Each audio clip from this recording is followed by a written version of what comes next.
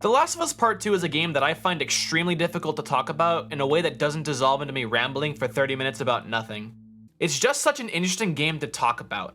It's had one of the weirdest releases in recent memory, having most of the big plot points leaked almost a month before it came out, and the response to those leaks ranged anywhere from utter hatred to unadulterated praise. So imagine my surprise when the full release elicited the exact same reactions all across the internet. Before we get started, I want to make something very clear. This will not be a hate-filled condemnation of the game that adds fuel to the dumpster fire that is the online discussion surrounding it, nor will it be an unbridled praise. I'm going to tell you as honestly as I can how I felt, which is mostly independent of the internet's opinion as a whole. I'm going to split this video into two different segments, the gameplay and the story. This feels like a sort of natural separation to me, as I have wildly different opinions on the two. I'm also going to caution you about spoilers here. There will be complete spoilers for both The Last of Us and The Last of Us Part 2.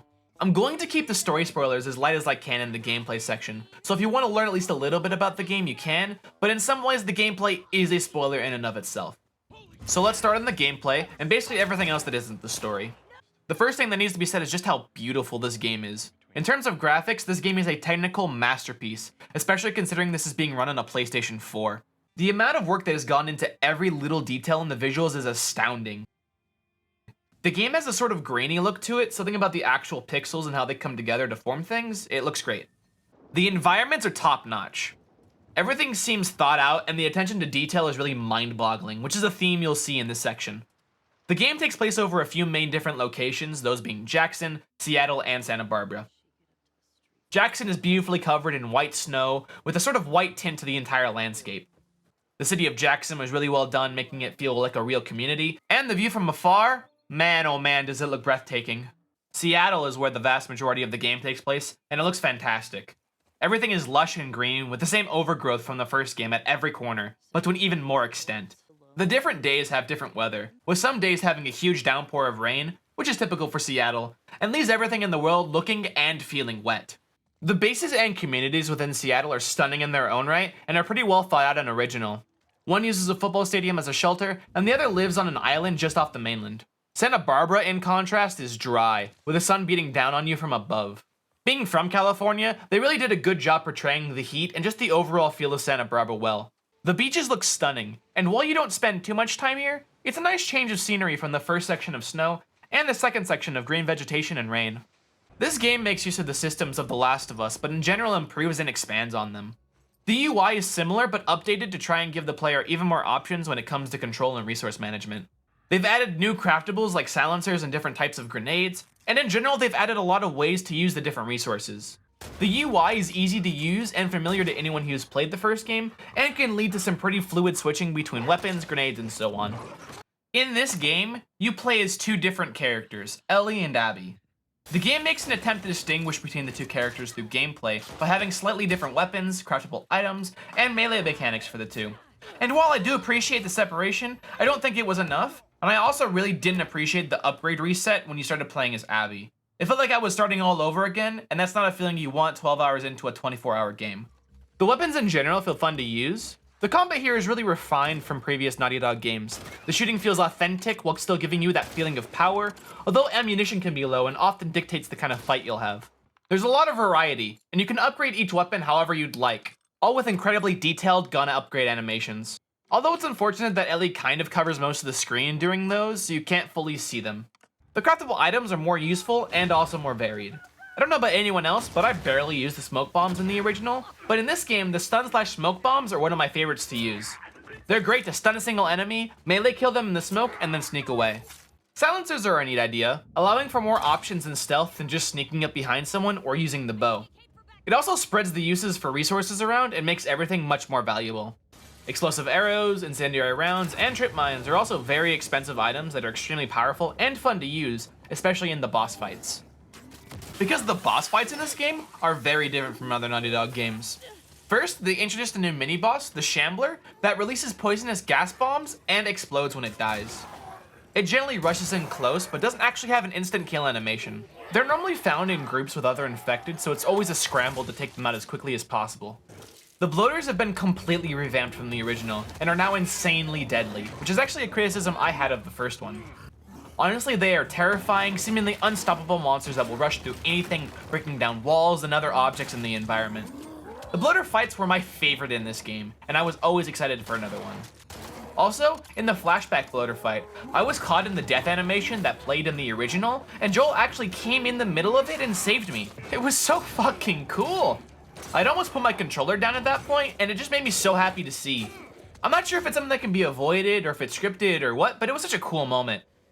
Although not quite boss fights, there are also these bombastic chase scenes where zombies start coming out of the woodwork, and all of a sudden shit goes to hell. I always enjoyed these, and they always raised my adrenaline every time, but it's a bit jarring considering how slow and almost non-threatening the infected can feel outside of these scenes. Either way, I'm glad they're in the game. The last one I want to mention, the Rat King as I guess it's called, is some sort of monstrosity, something straight out of Dead Space. Honestly, the game kicks up the horror elements to 11, having a few good jump scares with the entire atmosphere being creepy, and this boss fight specifically being straight out of a horror game. Overall, it was a good boss, and I really liked that at one point before you see it, you can see its outline through your listen mode. I honestly said, "What the fuck is that?" out loud when I saw the outline. In general, the boss fights were fun, but maybe a bit too easy considering how many good weapons and craftables I had saved up. And that's honestly kind of a shame. I played this game on normal, and it really was too easy. I think I underestimated the difficulties because this game should be played on a harder one. Resource management is one of this game's best features, and you really can't sink your teeth into the mechanic on easier difficulties. Fighting the bloaters and the Rat King with little to no ammo is a challenge I could see being really rewarding if challenge is something that you appreciate. The movement is also interesting. Dropping prone adds an impressive amount of variety to combat, which really shines a light on just how good the level design is. Every level is designed with this game's movement specifically in mind. That maybe sounds a little bit obvious, but I can think of plenty of games where the levels behind their coat of paint are just open boxes. In this, there are just so many places to bob and weave, to run and hide, to camp and wait. There are just so many options that really feel dynamic. I can't count how many times I finished a fight and was like, there's a whole lot of places I just could have used that I didn't. And this is really helped by the impressive AI. Generally, it's good when the enemies you're fighting don't act extremely stupid, and in this case, it's no different. And I do actually like the concept of enemies crying out for their comrades when they die. It adds another layer of realism and perspective that's not found in a lot of other games. I will say I did get a little funny one time when I was just sitting in a room killing one person off at a time, and a new person would enter screaming out their dead comrade's name, and then I would kill that person too. It just got a little ridiculous. While this game is linear, I'm surprised at how big some of the levels are, especially the level in Day 1 of Seattle with Dina and Ellie. It's a huge explorable environment with an interesting contextualized map mechanic that I really liked. It's unfortunate it's the only real level of its kind in the game though. I was excited for more levels like it, and it's a shame it's so early on in the game. The puzzles in general were on the lower end of games for me, but they didn't really get me angry like Airs did. They were non-intrusive but never challenging. I do like the glass breaking mechanic. It adds a level of interactivity, which is nice for a more linear game like this. I also like the ropes. It's a bit of a borrowed mechanic from Uncharted 4, but it's just as impressive as before, if not more impressive. And it's used well enough in multiple different instances that it never gets boring. Something else I personally really liked were the safes. They are scattered all throughout the world with codes that can be found through letters or through other context clues in the world. Also, something I find incredible is that you're able to unlock any safe without knowing the code just by using sound alone. The correct number will always make a different sound than the other numbers, and you can crack each of them by using this method.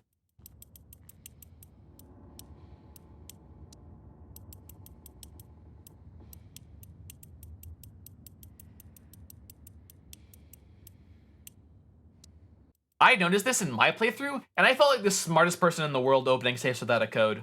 The safes give you lots of useful material and ammo, which I imagine is extra useful on the harder difficulties. Although it is unfortunate that you find the last safe about 4 to 5 hours before finishing the game. Overall, while it does have some issues, I think the gameplay side of this game, from the sound design, which is something I didn't talk about but is undoubtedly amazing, to the combat, to the environments, is top notch, especially for a Naughty Dog game. I don't think I've ever had such a cohesive gameplay experience for one of their games before. It makes me wonder what a story-based open-world game from them would look like. I never found myself being bored or annoyed with the combat, and overall it's an achievement by the team, and they should be proud. Alright, it's time to talk about the story. I've put it off long enough already. I'm going to add a second spoiler warning here. If anything I've shown in this video has made you want to play the game or watch a playthrough, go ahead and do that now. It'll make you understand my thoughts perhaps a little bit easier as well. I've spent a lot of time after beating the game not writing this script because I've been trying to piece all my thoughts together, and in doing so, I've had to face an uncomfortable reality. I don't like the story. Like a lot. Now, some of you are already reaching for the dislike button, but let me explain myself first. Some of you may have seen my first video, but to truly explain myself, I need to reiterate some of the things I said there, so bear with me. The Last of Us is my favorite game of all time. No exaggeration, full stop. If I were to make a top 10 list, it would be right at the top. That game is special to me, and I have a lot of love for it. Specifically the way the characters are portrayed and the relationship between Joel and Ellie. I won't spend another half hour saying how much I love that game, but I really love the original game. So I hope you believe me when I say that I never wanted to dislike the sequel. I do also think it's important to mention that I was one of the few people who wasn't spoiled at all. I had no preconceived notions. In fact, I was one of the people actively defending Naughty Dog, saying that I trust them enough to play the game for myself with an open mind and to decide whether or not I liked it on my own. I said that I doubt it's gonna be a bad game, but I said if it turns out to be, I'll be honest to you about my feelings. I truly never actually believed I would be making this video in the way that I am. I was so confident I would love The Last of Us Part 2, but I don't.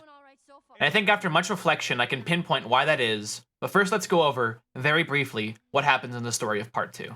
You start out in Jackson, playing as Ellie, the night after a big dance. That day is very important, and we'll get back to it in a moment, but for now, all you need to know, and all the game really tells you in the beginning, is that Dina and Ellie kissed, and that someone was making bigoted comments towards the two, which Joel came in and stopped. Dina and Ellie go on patrol together as a storm is brewing. They end up making out on a couch, when we cut to another group of characters that the player isn't familiar with. They're just outside of Jackson, and the one that's important now, Abby, is looking for someone. She then goes off on her own and almost dies, but Joel and Tommy, also on patrol, find her and save her. She brings them back to their base where they exchange names, and it's revealed that Joel was the one they were looking for, and Abby shoots him in the leg with a shotgun. Y'all act like you heard of us or something. Because they have. Cut back to Ellie and Dina, when Jesse comes in and tells them that Joel and Tommy haven't come back yet. The three split up and Ellie finds the house where they were taken. She finds Joel almost dead, being beaten to death with a golf club by Abby. She begs for them to stop and for Joel to get up, but Abby deals the final blow, and they leave Tommy and Ellie alive. The next big, and the biggest stretch of story is Ellie and Dina traveling to Seattle to get revenge on the group for what they did to Joel. This section takes place over 3 days, and I don't think it's necessary for me to retell you the entire story, but I'm gonna hit the big moments. Ellie and Dina spend the first day together, looking for clues, piecing together more about the different groups in the area, and tracking down each of the people who had a hand in Joel's death. They have to get over obstacles as they learn more about the WLF, or the Wolves, and they get attacked multiple times. They end up getting caught in a trap, and their horse dies. Ellie is captured, but Dina escapes, and the person who captured Ellie is one of the people who assisted in killing Joel. He wants to kill her, but Dina comes in and helps Ellie escape, and then they kill him. They hide away in an abandoned theater, and it's revealed that Dina is pregnant. Day 2 has Ellie on her own trying to find out more about the people who killed Joel. She finds Nora and chases her down through a WLF facility until she lands at some spores, and Ellie tortures her into giving up some information on the others. At one point, Jesse also arrives, who has followed Ellie and Dina all the way here and finally caught up to help. Day 3 faces Ellie with a bit of a choice. Dina needs to head back soon, but Tommy is still out there. Jesse and Ellie head out to try and find Tommy so they can leave, but Ellie splits up with Jesse so she can make her way to the aquarium where Abby is supposedly hiding out. The storm has picked up to a crazy degree, and the water is running rapid, but she eventually makes it there. Owen and Mel, two of the characters who had a hand in Joel's death, are there. Ellie threatens them to tell her where Abby is, but one of them reaches to steal her gun, which causes her to shoot both of them. It's then revealed to her that Mel is pregnant, and Ellie reasonably freaks out. Tommy and Jesse find her, and they all leave. They go back to the theater to leave, but Abby shows up, kills Jesse, and has Tommy on the ground as she points her gun at Ellie, and then there's a cut to black. It should be noted that during these 3 days, there have been flashbacks to a mini-story between Joel and Ellie in the years after the first game. One with them visiting a museum on Ellie's birthday, one with them going on patrol together, and one with Ellie going back to the Firefly headquarters where the ending of the first game took place, and Joel finally telling Ellie the truth. After day 3, there's a flashback of Abby and her dad, and it's revealed that he was the surgeon that Joel killed in the first game, and that revenge for her father was the reason Abby wanted revenge on Joel. You then switch perspectives to Abby, and you play Seattle days 1, 2, and 3 as her. In the interest of being brief, Abby's story here is dealing with the Seraphites, a religious cult-like group that completely demonizes anything having to do with the old world. The WLF, which is the group Abby and Co are a part of, and the Seraphites have been at war for a long time. In day 1, Abby finds out Owen has gone rogue, and the WLF are planning an all-out attack on the Seraphites. Abby then decides to make her way to the aquarium, where she knows Owen will be, and talk to him.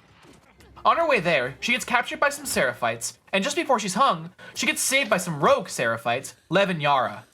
They work together to get away, until they all escape and hide away in a trailer. Yara's arm got brutally broken by a hammer earlier, and it's unclear if she'll be okay.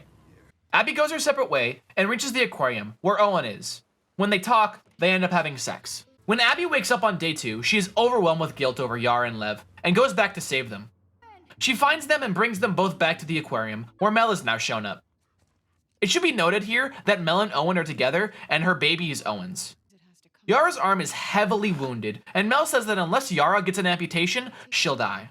So Lev and Abby make their way to the WLF hospital, the same one Ellie goes to kill Nora, to get supplies. Along the way, it's revealed that the reason Lev and Yara are being hunted is because Lev broke the rules. He was born as Lily, and broke the rules when he shaved his head and changed his name to Lev. The two keep going until they find the medicine that they need. Mel does the surgery on Yara, and she lives. Day 3 starts off with Lev leaving on his own to try and convince his and Yara's mom to leave, as they know the WLF will be attacking later that day. So Abby and Yara go off to the Seraphite Island to save Lev. They find Lev, who had to kill his mom in self-defense as she tried to kill him. This is all the while the WLF are attacking. They go to leave, but the WLF leader finds them, kills Yara, and Abby and Lev flee from the island as they find a boat. They come back to find Owen and Mel dead, and find a map Ellie left behind. They go to the theater, and there's a showdown between Ellie and Abby, where you play as Abby. She also shoots Tommy just before this. Abby ends up getting the upper hand, has Dina with a knife to the throat. Ellie says she's pregnant, and just as Abby is going to kill her, Lev shakes his head, and they both leave, with Dina and Ellie both alive.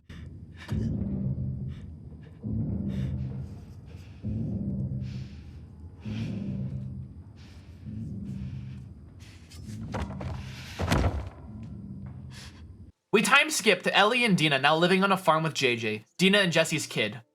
Tommy shows up, still alive but seemingly crippled by the gunshot wound. He found out where Abby is and wants Ellie to go after her. Ellie initially refuses, but after having multiple PTSD episodes, she decides to leave Dina and JJ to go to Santa Barbara. In Santa Barbara, Abby and Lev find an old Firefly hideout, learn of a new Firefly base, and then are ambushed and taken captive. Ellie shows up to find this new group who take people as slaves. She's initially captured, but she uses her immunity to her advantage to escape. She finds the hideout, sets everyone free, finds Abby and Lev tied to wooden crosses, and they have a battle in the shallow ocean water. Abby bites off 2 of Ellie's fingers, but then Ellie gets Abby in a hold underwater, but she lets her go just before she kills her.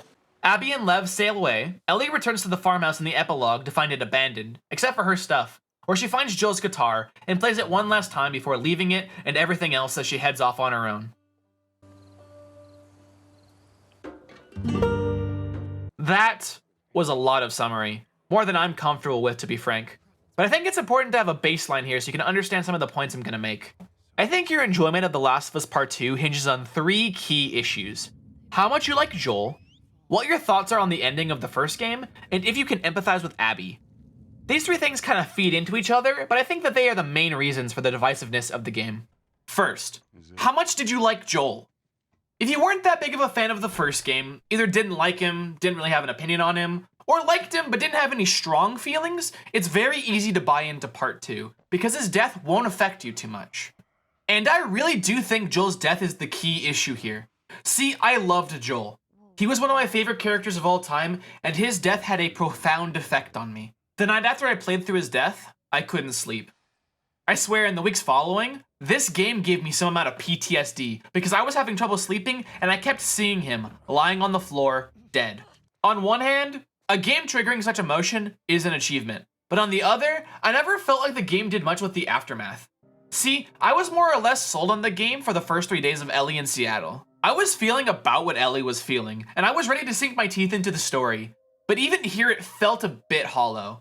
Day 1 has you spend a bunch of time with Dina, and while they build a relationship, I don't think enough time was put into it, because after day 1, she's more or less benched. On day 2, Jesse shows up, and I found him enjoyable, I really liked his loyalty, But just as I was sort of getting into his character, he is unceremoniously killed in a quick cutscene, and I was left feeling just kind of like, oh, okay, I guess. On Ellie's side, I never felt like the relationships reached the height or focus of the first game. Even though at this point they had semi-comparable runtime, because for a significant portion, Ellie is by herself. Now, I'm not fundamentally against her being alone, but it doesn't leave a lot of room for new established relationships to grow and develop. I do want to try and be as clear here as I can be. It's not the fact that Joel is killed. I think that killing off main characters can be an effective story beat, one I've praised before when talking about Telltale's The Walking Dead. But it's important how you do it. In this game, Joel is beaten to death with a golf club by a character you just played as, in front of you and Ellie, while she's begging for them to stop and pleading for Joel's life. And this is at the beginning of the game before the player even gets to see him. And while he's brought up throughout the game and even shows up in some flashbacks, it never feels like enough. It never feels like the game is trying to honor Joel and his character from the original. In fact, sometimes it feels like the opposite. The next thing to talk about is the ending of The Last of Us. I think this is an even bigger issue than the issue of Joel himself, so I want to spend as much time here as I can. In the ending of the first game, Joel kills most of the Fireflies and saves Ellie's life, and as a result prevents a cure from being created. Now, there has been a lot of debate online in the last 7 years since the first game came out, but here's the question you need to answer for yourself. Do you think what Joel did here is evil and selfish, or do you think that he made the right choice? If you think he was selfish, and that some sort of repercussions for his actions here make sense, or is even interesting to you, you'll probably have a better time in part 2 than I did. In general, if you think, based on the first game, that Joel saving Ellie was the correct decision, and even a good one, you'll probably struggle to like the story of part 2. For a moment, let me explain my reasoning again for thinking Joel made the right decision based solely on the first game. I discussed this to death in my first video, but I think this is important, so please bear with me. In the original, the only reason Joel and Ellie meet is because Marlene, the leader of the Fireflies, needs someone to smuggle her out of the city. Joel and Tess are two known smugglers, and a recent shipment of guns that was theirs had been given to the Fireflies.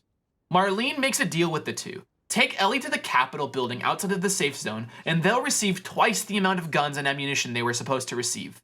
I need something smuggled out of the city. You do that, I'll give you your guns back, and then some. Marlene does this because the Fireflies are currently at war with the Boston military, and from the looks of it, losing. Marlene is injured and doesn't think she can make it to the Capitol, and she's losing men left and right. As such, she has to ask two smugglers she barely knows to take the possible cure for humanity to safety. In my opinion, this is irresponsible at best, especially since Marlene doesn't give them extra instructions in case something goes wrong, or tell them exactly how important Ellie is. Regardless, Joel and Tess take Ellie to the rendezvous point, but the Fireflies there have already been killed with no more in sight. And Tess is bitten and is now dying for this cause. From this point onward, Joel is doing extra for the job he had signed up for. So he decided to take her from Boston to Wyoming, which is a 2,400-mile journey by the way, to find his brother Tommy, who used to be a Firefly. So they get a car from Bill and head to Jackson, where Tommy tells them they need to go to the University of Eastern Colorado. They go there, only to find that the Fireflies have left this location too. And one of the head scientists is dead, infected by his own monkeys who he was experimenting on with the virus. There, they find they need to go to Salt Lake City. On their way, Joel almost dies and Ellie has to keep him alive. And while he's unconscious, Ellie is almost killed, raped, or worse. Without Joel throughout this journey, Ellie could not have made it to Salt Lake City and could have been killed at any moment. So they finally arrive, and Ellie almost dies in some rapid water. And while Joel is trying to resuscitate her, two Fireflies knock him out, possibly almost killing Ellie in the process, again putting the so-called cure for humanity at risk. I want to make it perfectly clear that there is not a chance in hell Ellie would be in Salt Lake City if it were not for Joel. When he wakes up, the Fireflies have already taken Ellie away and are preparing her for surgery, without asking Ellie if this is something that she wants to do and not giving Joel a chance to possibly say goodbye. Instead, they treat Joel like garbage, threaten to kill him, and then try to make him leave with no supplies. Not the supplies he arrived with, and not the guns he was promised for the job. And they act like not killing him here is a favor. Don't waste this gift, Joel. And you also find out that most of the Fireflies wanted to kill him before he even woke up. They asked me to kill the smuggler. I'm not about to kill the one man in this facility that might understand the weight of this choice. These people don't seem like good Samaritans to me. They seem incompetent, rash, Give me an excuse. and stupid. I'm not sure how long Joel was knocked out, but I don't think it was too long. In real life, you can only get knocked out for a few minutes, but I'll accept that in media it's generally longer, but how long are we talking here? It sure seems like no longer than a day. As a conservative estimate, let's say he was unconscious for half a day. In that time, they look at Ellie's brain and the mutation of the fungus and decide the only way to make a vaccine is to kill Ellie and take out her brain. This seems extremely rushed to me, like they don't even know what they're doing. The girl's infection is like nothing I've ever seen. The cause of her immunity is uncertain. They don't spend days running tests, they don't try to extract a bit of the mutation from Ellie before killing her first, and they don't explore other options. They just decide to kill her, and based on an audio log, they were prepared to do it without Marlene's approval. I just gave the okay to proceed with the surgery. I really doubt I had much of a choice. Asking me was more of a formality. I don't trust the Fireflies, and I don't like taking them saying we can make a cure if we remove her brain as an absolute. But this is where part 2 comes in. Part 2 takes the stance that Joel killing the Fireflies and saving Ellie was a selfish and evil act, and that there are consequences to those evil actions. It portrays the Fireflies as being the good guys, and that they absolutely would have made a cure with zero issues if not for Joel. The main hook of part 2 is the answering of a heavily debated question the first game presents, and then working from that answer with no questions moving forward. It's no wonder that people who share an opinion similar to mine about the ending of the original had a hard time buying in. But here's the thing. I know there are plenty of people who think that Joel is selfish here, and they enjoyed part 2 as the continuation of the ending they had perceived, but I just don't agree with you about the ending. Part 2 does nothing to present the ending of The Last of Us as a selfish act by Joel, except showing everything from a few other characters' perspectives, but it doesn't add any new evidence. It just says Joel's actions here are indefensible. It's like parts of the first game didn't happen, or they aren't taken to have been as important as they were originally portrayed. Are you asking me? Or are you telling me this is how it's gonna be? I am begging you to buy in. I really doubt I had much of a choice. Asking me was more of a formality. I don't know. Maybe I'm crazy here, maybe there's a detail I missed, maybe my love for Joel is getting in the way, but I've never in 7 years ever thought that he made the wrong decision and that the Fireflies were the good guys all along. And this game didn't change my mind. Alright, it's time to talk about Abby. She is a very hard character to talk about because there's a lot of contradicting opinions about her that generally upset one group or another, so I'm gonna divorce my discussion from the internet and just give you my honest opinions. Abby is the person who brutally kills Joel for revenge. The game even makes you play as her for a bit at the start to build suspense. If you had any love for Joel like me, you probably felt disgusted having to play as her. And then from there you play as Ellie, with the focus of the game being Ellie's revenge against Abby for what she did. The issue gets muddier when you flip perspectives and start playing as Abby. The game spends close to 10 hours playing through the same 3 days as Abby and fully commits to it. The story is now Abby's. I'm not gonna lie to you.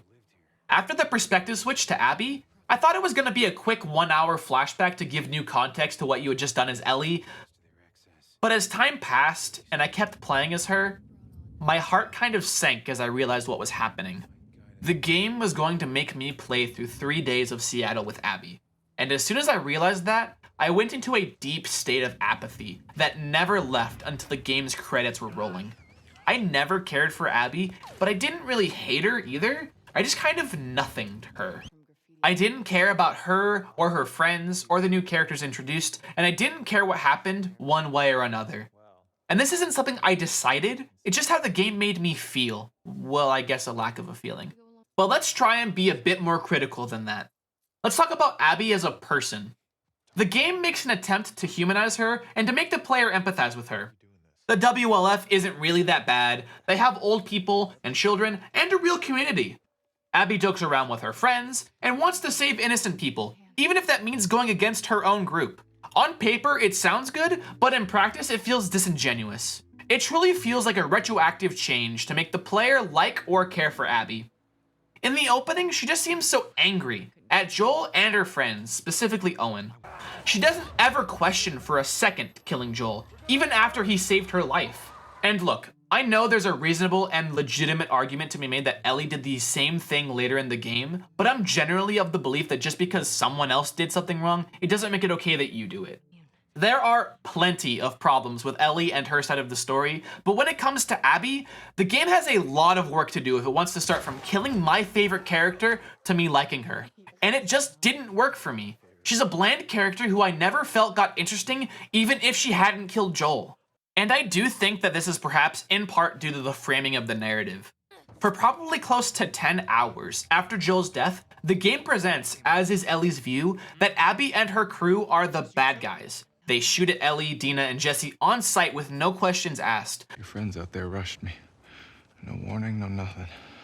Something they would never do, and didn't do in Abby's case, in Jackson. You are on a mission to get revenge on Abby, and that perspective never wavers until you switch over to her. But after the switch, the game shows the main headquarters of the WLF, acts like just because they have old people and children, they're saints, and moves on like there's no way they could be the bad guys. At no point does Abby ever seem remorseful about what she did to Joel. It's barely even brought up. She never reflects on Joel saving her life, she never wonders if she did to Ellie what Joel had done to her, and she never questions if her revenge was the right thing to do. In fact, Abby's section isn't even used to paint Ellie's actions in a new light. It's not shown to have an effect on the elderly or the children, even indirectly. In fact, Ellie's storyline doesn't seem to have any effect on Abby until the very, very end of Day 3 Seattle. I don't understand why Ellie and Abby's stories are so separated. Frankly, it feels like you're playing two completely different games. Maybe that was the point, but there's a major disconnect that not only feels jarring, but it's also, in my opinion, boring. The game has a sense of momentum in Ellie's story that just dissipates as soon as you switch over to Abby. Maybe the point was also to humanize the side characters in Abby's story, but I think there were better ways to do this. One of the characters only has a brief interaction with Abby, Nora is in Abby's side for maybe 2 scenes, and Mel and Owen, who end up getting most of the side character time, are kind of horrible. Owen and Abby used to date back when they were in the Fireflies and after they joined the WLF for some unknown amount of time. The game also never tells us why they broke up, but at some point they did. Later, Owen and Mel get together, and Mel gets pregnant in the beginning of the game, much like Dina does later. This game has a weird thing about pregnant women. It also is super weird that they sent Mel out at 8 months pregnant for active duty. Anyway, in the beginning of Abby's story, Mel and Abby seem to be making up over some kind of fight, but later, when Abby finds Owen, they immediately have sex. That's a thing I didn't need to see, but okay. After that, Owen is kind of all about leaving with Abby, but Mel shows up and it's a whole ass thing. Eventually, Mel ends up basically calling Abby on her shit, while Owen seems to want to be with Abby, but doesn't have the balls to break up with Mel, because it's kind of a fucked up thing to do to break up with your 8 months pregnant girlfriend. What I'm getting at here is that even Mel and Owen, the two who probably received the most screen time on Abby's side, still seem mostly like horrible people, or at the very least, regular people who still helped kill Joel. They never get redeemed. Mel very briefly says she regrets having a hand in his death, but then is like, yo, that fucker deserved all they got and more. Like, I don't get what the game wants from me. In a vacuum, I still don't think I would like Owen or Mel in the same way I liked Sam and Henry from the first game, and Sam and Henry left Joel to die. They were likable characters who were just doing what they had to survive. The last character directly involved with Joel's death is Manny. Of the people who weren't Abby, I hated Manny the most to start with because he spit on Joel's body. Manny is also in a bit of a unique situation because he's the only character you don't directly interact with, and more specifically kill, in Ellie's section of the story. He's fine, but again, other than him having a dad and being a good friend to Abby, there's not much to him. I never liked him, but my hate also faded away. By the time he suddenly dies in Day 3, I wasn't cheering, but I wasn't upset. I just felt nothing. And it's this deep state of apathy that really does scare me about this game, because I truly didn't care about anything that happened for over half the runtime of the sequel to my favorite game of all time. That's one of the reasons I didn't want to write this script. I didn't want to face the reality of, well, all of this. So what are we left with? A game that feels like 2 completely different games put together with hardly any cohesion, and I'm still not sure what the game is trying to say. Is it just that revenge is bad? Is it all about forgiveness? Is it about perspective? Is it that I was an idiot for liking the first one? I seriously don't know. There's so many moving parts in this story, and everything is so spread out that even though it's a long game, everything feels underdeveloped. You barely get any time with Dina, Jesse, Tommy, Manny, Mel, Owen, Nora, Lev, Yara, and basically everyone else, that there's almost nothing to any of them. And the crazy thing to me is that I never felt that in the first one, even though many of the characters in that game had comparable screen time to characters in this game. I find it very hard to articulate beyond these characters just felt worse. More unrelatable, more hollow, less real. And look, maybe I just didn't get this game. Maybe I missed the whole point. I know there are plenty of people who got so much out of this game, and it made them feel conflicted, sad, confused, and so much more. And I am truly, truly happy for those of you who did, but I can't shake how this game made me feel. I'm sure there are plenty of intellectual arguments out there for why or why not this game is amazing or trash or whatever, but at the end of the day, this game made me feel extreme sadness for the death of my favorite character, then absolutely nothing, and no intellectual argument is going to change that. It makes a lot of sense to me then, that the only time this game made me feel anything close to the way I felt in the original is during the flashbacks with Joel and Ellie, specifically the first two. The museum scene is truly special to me, and almost made my entire experience worth it. Almost. It's like a light in the darkness. Seeing how much Joel cared for Ellie, all the work he put into her birthday, and the direct continuation of the first game was truly special, and the only time the game actually felt like a sequel. The second flashback is great as well, but there's a somber undertone as Ellie deals with the nagging feeling that Joel is lying to her. And this is where it finally hit home for me. I'd say the flashbacks between Joel and Ellie take up about an hour, maybe an hour and 15 minutes of gameplay.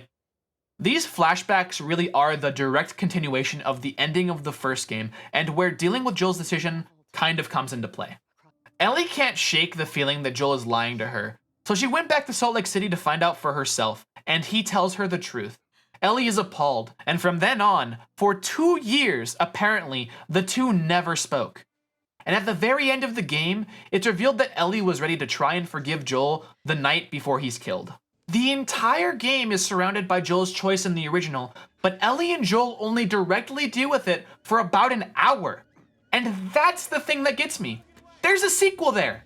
I may not necessarily agree with Ellie being appalled, but I can believe that she is, and there's a sequel there with her and Joel dealing with the aftermath. But we don't see any of that. Ellie is disgusted and basically says that the two of them are done. Then the next time we see them together is at the end of the game when she's ready to forgive him 2 years later. We don't get to see her dealing with it. We don't get to see Joel dealing with it. In fact, from what we see, he never even tells her the full story. We don't even see Ellie dealing with it after his death. She never speaks to someone else about what he did. She talks around it once with Jesse, and she writes about it a little bit in her journal, but it's not enough. It's just their relationship is over, deal with it, and then they move on. It destroys the entire relationship they built in The Last of Us over an hour and then off screen. I would have loved to see Joel and Ellie deal with his decision. Maybe the two are in some kind of a journey where they can't split up. Maybe Tommy is the one who gets killed instead of Joel, and the two have to deal with their feelings and rebuild, or not. But at least that feels like a sequel to the original. Maybe that's too obvious. Maybe there's a better way to do it, but I'm convinced I would have liked it better than what we have now. In general, I'm tired of writers feeling like they have to do something different and unexpected for the sake of it. And there's also this feeling I can't shake, that this concept might have been amazing to me if it wasn't connected to The Last of Us. Think about it. Switching between two different protagonists, where neither is necessarily evil, but both are at odds with each other in warring factions, where your emotions are played with, and you have to deal with the ramifications of revenge. On paper, that might even sound like what Part 2 is, and for many who did love it, that's what they got. But for those of us who didn't, generally, it's because it's connected to an already fantastic game and universe. Joel and Ellie already had a whole game to form a connection with the player. For some, a really strong connection. But for this game to work, not only do they brutally kill off Joel, but then they have to do a ton of legwork to try and even the playing field for Ellie and Abby, something I don't think that they did. If Ellie was a whole new character and her and Abby were introduced around the same time, I think many players' issues might have just disappeared. If this wasn't a sequel to The Last of Us. which in general is another issue this game runs into. I talked about expectations in the first Last of Us video, and I think that expectations played a big part in the downfall of this game for many. Not only did this game not feel like a sequel in many ways, but the game was advertised as something completely different than what it is. Look, it's okay to be secretive about the story direction in your game. In fact, that's a good thing, but the promotional material and advertisement not only completely misled everyone, but in some cases it outright lied. The teaser trailer has Joel and Ellie talking, and Ellie says they're gonna kill them all. In the trailers, they replaced a scene of Jesse and Ellie talking with Joel and Ellie talking. You think I'd let you do this on your own? They put the older Ellie in places of scenes with younger Ellie, and in general, the trailers had a fair amount of Joel in them. But he is barely in this game, and not in the way that the trailers showed. The trailers seem to indicate some issues between Joel and Ellie, but in the current time, when you're actually playing the game. It makes it look like Joel and Ellie will go on another adventure while the two deal with some issues, but that's a lie. Something else I found is that in the inside of the story trailer, they actively edited out scenes with Dina and Ellie in them in Seattle to make it look like Dina died instead of Joel. And that's honestly also the vibe I felt that they were going for in the other trailers, to make it look like Dina was the one who died, and it's honestly misleading. It's not just that people wanted a sequel to Joel and Ellie's relationship, it's what they seemed to be promised leading up to the game's release. So I'm not surprised at all when many people were upset by what they got. I don't think having all of this out there for people to see, then saying on top of that that this game isn't what you're expecting, is enough. Before the release, I said I wanted one thing. I wanted a continuation of Joel and Ellie's story, and I was promised that.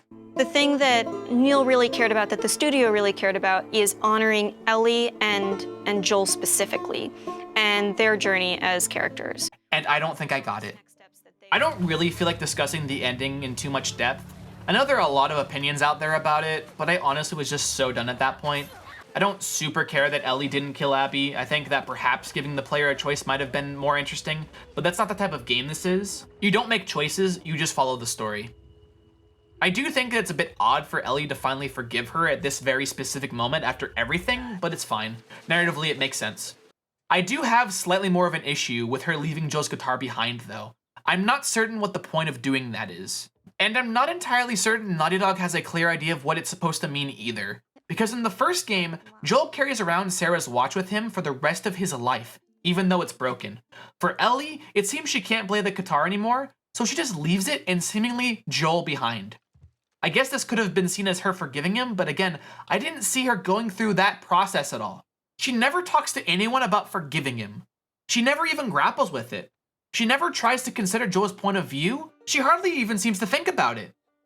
Again, maybe this is an attempt to be subtle about the process of forgiveness, but if that's the case, I think it was too subtle. I never felt like I saw her dealing with it, and if I missed it while actively looking for it, I think that's a problem. I hope it's obvious I didn't like this story. I'm even close to saying I hate it, but I hesitate to go that far. And I really hope it's also obvious that I am extremely uncomfortable with this reality. I'm heartbroken I didn't love this game. I've lost sleep over this game. I've spent hours working on this video as a sort of therapy to organize my thoughts and hopefully get over this whole thing. I wish I loved it. I'm happy for those of you who did, but I'm ready to move on. I'll always love the first game. This one hasn't changed that, but I have no interest in ever revisiting this game or ever even thinking about it again. As far as I'm concerned, The Last of Us is a standalone game, and that's the end of the story for me. But with this conclusion, I wanted to set a couple of things straight. Whether you loved this game or hated this game, please try to be civil when talking about it. Something I think is often forgotten about this is that enjoyment of media is subjective. You can think something is the best game ever, and for the same reasons you love it, someone else might hate it, and that's okay. People can like things, people can hate things. Try to remember that other people's opinions don't have to affect yours or make you insecure about your own. And your opinion on a game absolutely does not warrant a death threat or any kind of threat to anyone, period. I love Laura Bailey, I love watching Critical Role, and I've liked a lot of her other work. The people who have threatened her over her performance as Abby are scum and need to rethink their lives. I love Ashley Johnson and think she did a great job in this game. I think Troy Baker is still great as Joel, and him defending his work or the work of people he cares about is okay. Although he probably could go about it in a better way. I don't hate Neil Druckmann. I don't think he made this game specifically to fuck with the fans or to fuck them over. Maybe he did, maybe he didn't, but regardless, he doesn't deserve death threats either. Writing is already hard enough, and I can't imagine trying to write a sequel for The Last of Us, and I think he just dropped the ball. I hope it's obvious how utterly disappointed and saddened I am to not like this game. Writing this has not been easy to do, because hating the sequel to your favorite game sucks. A lot. But I need to be honest with myself, and writing this review was the right thing to do, even if it's uncomfortable.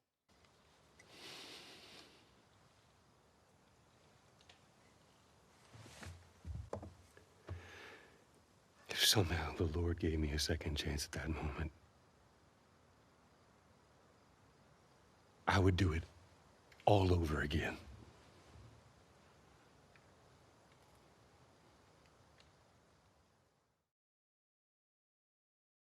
So, we're at the end of the video. This is the part where I thank you for watching, and I really do want to thank you if you did watch this all the way through. I put a lot of work into this video, and I'm really proud of it. But at the same time, I know that's very long. I know that some of you don't like longer videos. I personally have no problem with longer videos, and I kind of try to make these as something I would want to watch, but I know they're not for everyone, right? But yeah, I've been working on this video basically since The Last of Us Part 2 came out, right? So I played the game day one, and then I took a couple weeks off, maybe like a week and a half, because I was having like, probably close to 2 weeks. I was struggling to write because I couldn't get my thoughts straight. Then I probably spent about a month writing, about a week recording, and then about another month editing. So I hope it comes through that I put a lot of work into this video, and I am very passionate about this. Here at the end, I have a couple of things. I made some notes about a couple of things I couldn't fit in naturally into the script that I want to just touch on very quickly.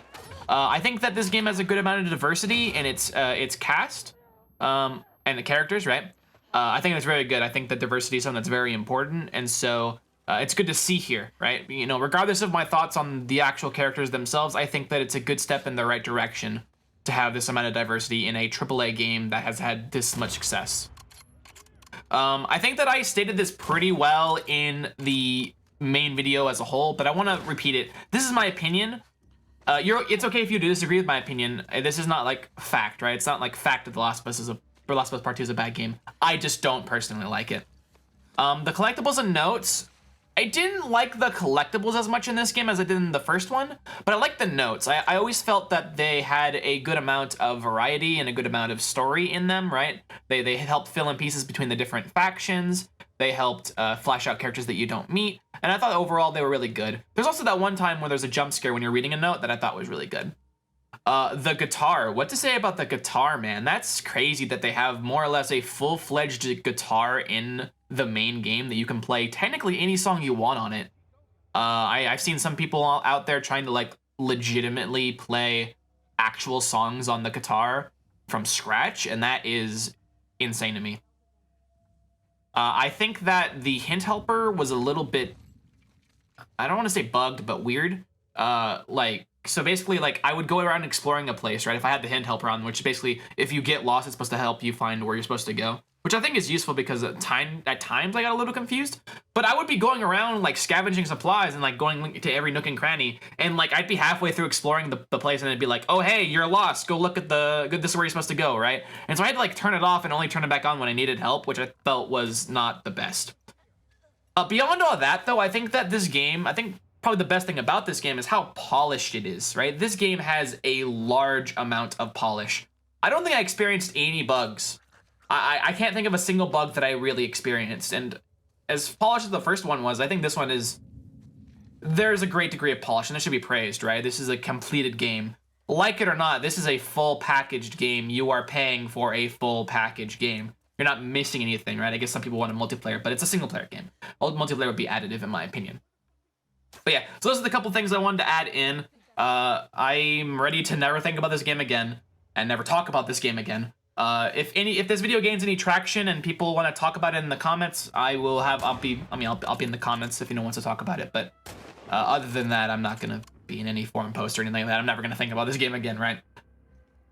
So I'm not sure what's next. I have a couple ideas. Obviously, I started that podcast. If you didn't see it, go ahead and check it out. We're still learning. It's a work in progress in terms of like the format, but I think it's fun. But I have an idea, a couple ideas actually for the next video. I haven't tied down which one I'm gonna focus on yet, so I don't want to give a promise because I've given a couple promises in the past and it hasn't panned out. But regardless, there will be something again, and I'd say within the next couple months. You know, I'm back to school, and so I'm gonna be a lot more busy. However, I still enjoy this. I do this a lot for fun, so I think that you'll see something eventually, definitely before the end of the year. All right, well, thank you again for watching, and I hope you have a great day and have a good one.